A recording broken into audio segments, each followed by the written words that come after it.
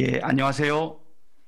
예, 이제 네, 기자간담회 안녕하세요. 기자간담회에 참석해 주신 언론인 여러분 반갑습니다. 저는 더불어민주당 이재명 대선 경선 예비 후보의 기자간담회 사회를 맡은 열린 캠프의 박찬대 수석 대변인입니다. 규칙을 지켜도 손해가 없고 억울한 사람도 억울한 지옥도 없는 나라, 특권과 반칙에 기반한 강자의 욕망은 절제시키고 약자의 삶을 보듬어주는 나라, 이러한 새로운 대한민국은 국민을 가르치는 지도자가 아니라 언제나 국민 곁에서 주권자를 대리하는 일꾼이 있어야 가능할 것입니다. 이재명 지사님께서 인사 말씀을 간단하게 먼저 진행해 주셨는데요. 그러면 바로 질문 신청을 받을까요? 네, 그렇게 하시죠. 네. 네. 그럼 먼저 질문 받기 전에 양해의 말씀을 좀 드리도록 하겠습니다. 지속적인 코로나19 감염의 확산과 일주일간 연장된 수도권 내 사회적 거리두기 등으로 인해서 오늘 기자간담회는 실시간 비대면 영상회의로 진행하게 되었습니다. 대신 격식 없고 자유로운 기자간담회를 마련했습니다. 간담회에 참석해 주신 언론인 여러분께서는 영상회의 내 손들기 기능을 사용해서 질문 신청을 해주시기 바랍니다. 자, 그럼 지금부터 바로 질문 신청을 받도록 하겠습니다. 자, 그러면 손들기 기능을 다 사용하셨나요? 예. 많은 분들이 다 손을 들어주셨네요. 그러면 먼저 우리 인터넷 매체부터 한번 좀 시작을 해볼까요? 자, 우리 오마이뉴스 김성욱 기자님 질문해 주시고요. 그 다음에는 뉴스핌 조재환 기자님, 예, 이어서 질문해 주시도록 하겠습니다. 예. 잘 들리시나요? 네, 잘 네. 들립니다. 네, 질문 드리겠습니다. 어제 출마 선언 하셨는데요. 기본소득 관련해서 질문 하나 드리겠습니다. 기본소득이 사실 이 지사님 대표 정책 브랜드라고 할 수 있는데 올해 초에 논쟁이 당내에서도 세게 붙었을 때 적극 반박하셨던 거에 비해서 최근 좀 강조하시는 정도나 비중이 떨어진다는 분석이 나옵니다. 어제 출마 선언에서도 뒤쪽에 한 번 정도 언급이 됐고요. 최근에 여권에서도 이낙연 전 대표나 정세균 전 총리께서 계속해서 기본소득에 대한 현실성을 비판하고 계십니다. 제가 알기로 캠프 내부적으로도 이걸 계속 가져갈 건지에 대한 많은 논의가 있는 걸로 알고 있습니다.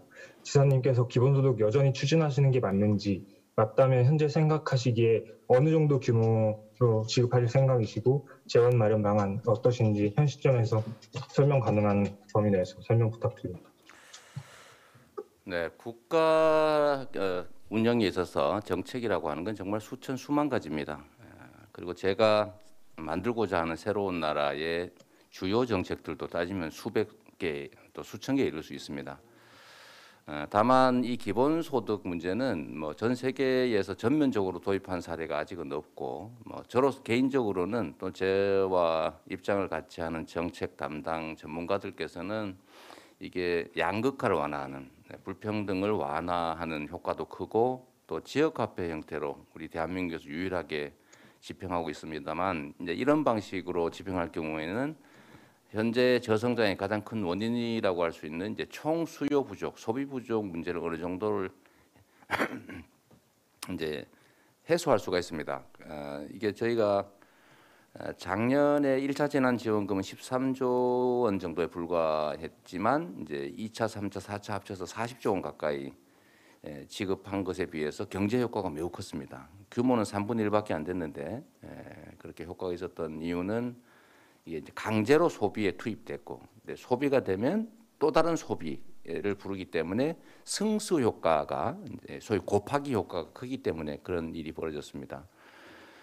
그것만 해도 어느 정도 이제 통계적으로나 체감적으로 이제 증명이 됐다고 생각하지만, 그러나 여전히 의구심을 가지는 분들도 많습니다.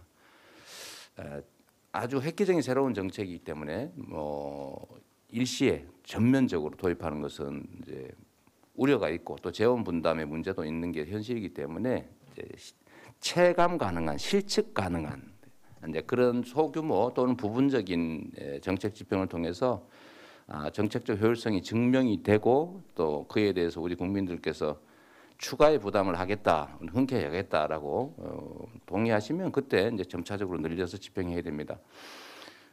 우리나라는 OECD 평균 내 복지 지출 비하면 한 60% 정도밖에 아직 안 되는 상태라서 이제 경제적으로는 선진국이지만 복지 측면에서는 뭐 표현이 그렇습니다만 이제 거의 후진국에 가깝죠. 앞으로 이제 중부담, 중복지, 고부담, 고복지로 이제 가야 되는데 복지를 늘린다고 하면은 그냥 지금처럼 현금 지급식 또는 현물 서비스로 경제에 거의 영향을 못 주는 방식보다는 이걸 지역화폐 형태로 지급하되 복지를 늘리면서 동시에 이게 소비를 촉진해서 경제가 사는 방식으로 한다면 한정된 재원을 이중으로 효과를 볼 수가 있는 거죠.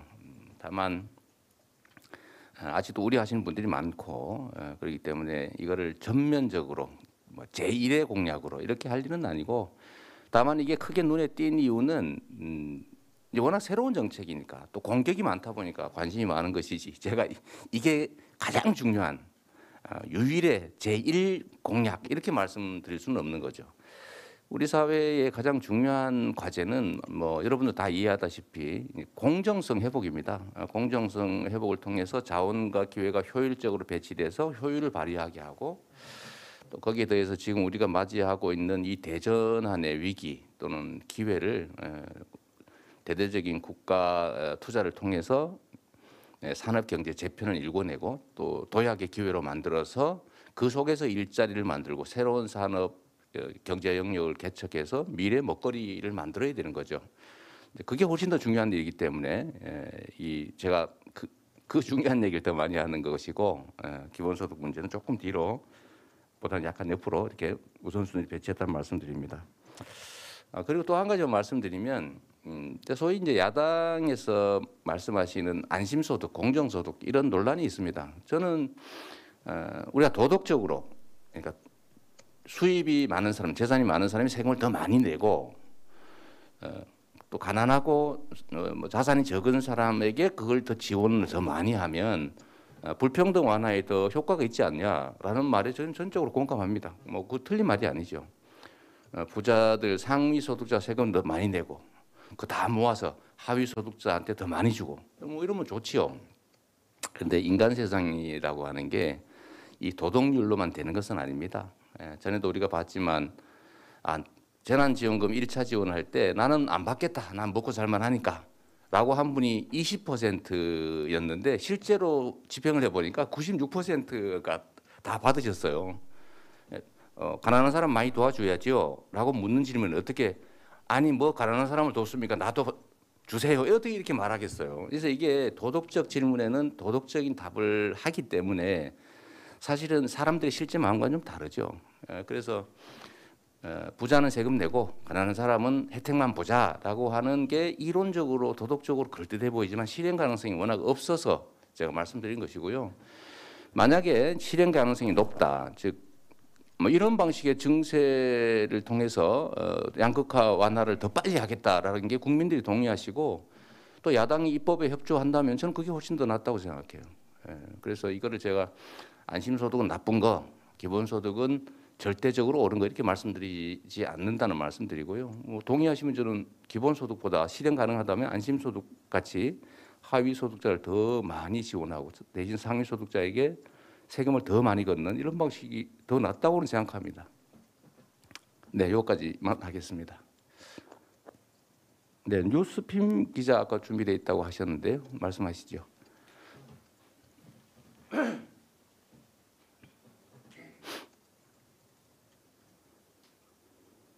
네, 말씀하십시오.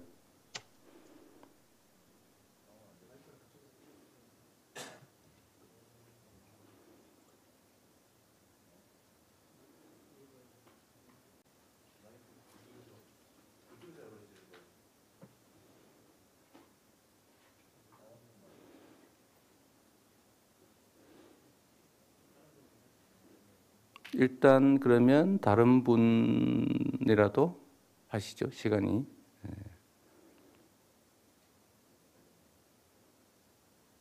예, 그러면 쿠키뉴스의 최기창 기자님 질문해 주시기 바랍니다. 마이크 들어오면은 네, 질문해 주세요. 네, 안녕하세요. 저 쿠키뉴스 최기창 기자라고 합니다. 네, 어제 만나 뵀었는데 다시 또 만나 뵙게 돼서 네, 영광입니다. 네, 반갑습니다. 질문을 좀 드리겠습니다. 어, 지금 이재명 지사가 청년 관련된 공약들을 좀 내고 있는데 좀 구체적으로 20대를 위한 공약이나 정책과 30대를 위한 공약 정책들을 조금 따로따로 좀 설명을 해주셨으면 합니다. 일부에서 이제 그런 의문들을 갖고 계신 것 같아요. 뭐 다른 정치인들은 이제 20대, 30대에 특화된 정책들을 이렇게 많이 내고 또 뭐 거기에 맞춤형의 어떤 뭐 정치적 이벤트 이런 것도 많이 하는데 이재명은 왜 안 할까? 그런 생각을 하시는 것 같습니다. 근데 제가 그 아주 어제도 잠깐 딴 기회에 말씀을 드렸는데 이 청년 문제는 청년들만의 문제가 아닙니다. 제가 이런 비유를 했는데요. 이 나무의 큰 줄기가 이렇게 흔들리면 가지는 더 크게 흔들리고 가지 끝에 매달린 잎은 더 흔들릴 수밖에 없죠. 우리 사회가 이 공정성이 훼손되면서 저성장 늪에 빠지고 있고 저성장이라고 하는 건 곧 기회가 축소된 걸 말하고 기회 축소는 경쟁의 격화를 말하게 되죠. 그런데 사회 초년병일수록 점점 더 취약계층이 되다 보니까 이 초년병들끼리의 경쟁이 격화됩니다. 우리 기성세대들은 잘 이해를 못할 수도 있는데 우리 기성세대는 사실 저 같은 경우도 매우 어려웠지만 그런 오늘보다 내일이 낫고 또 내일 뭐 다음 달 월급이 오를 것 같고 또 몇 년 지나면 더 나을 것 같이 이렇게 믿어지는 사회였기 때문에 어려워도 희망을 갖고 열심히 살았습니다.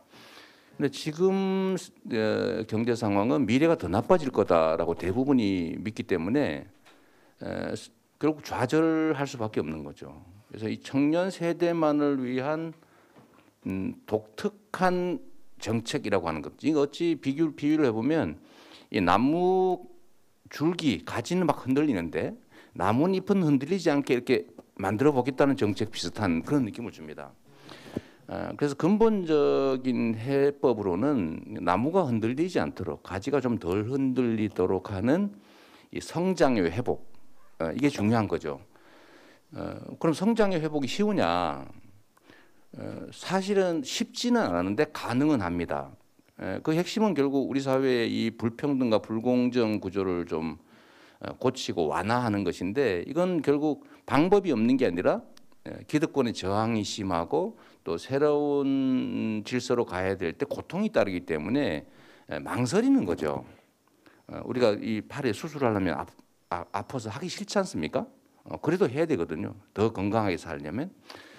그런 것처럼 우리가 이제 새로운 공정한 시스템, 자원과 기회가 골고루 이렇게 잘 배분돼서 효율을 발휘하는 사회로 만들어낸다면 성장의 기회가 열리고 성장이 좀 회복되면 기회가 늘어나고 소득이 늘어나고 그러면 경쟁이 좀 완화되고 그러면 취약계층으로 불리는 청년들에게도 기회가 열리는 거죠.